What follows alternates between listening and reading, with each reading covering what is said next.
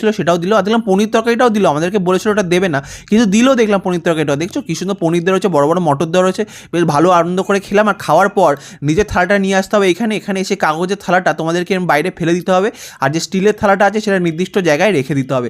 এবার আমরা সুন্দর করে খাওয়া হয়ে গেছে, এবার আমরা বেরিয়ে পড়েছি গোশালা যাও বলে।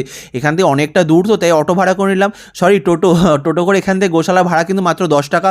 যেহেতু খেয়ে উঠেছি তাই টোটো করে গেলাম, নাহলে হেঁটেই চলে যেতে পারতাম। আর গোশালার সামনেটা দেখছো কি সুন্দর, এত সুন্দর লাগছিল না সামনেটা। আমরা কিন্তু গোশালায় আগের বারও এসেছিলাম, কিন্তু এবারটা মনে হচ্ছে আরও বেশি সুন্দর লাগছে। এখানে কিন্তু গোশালার বিভিন্ন রকম যে প্রোডাক্টগুলো এখানে বিক্রি হয়, তোমরা চাইলে এখান থেকে কিনে নিতে পারো, বা খাওয়ার জিনিসও পাওয়া যায়, তোমরা কিনে খেতেও পারো।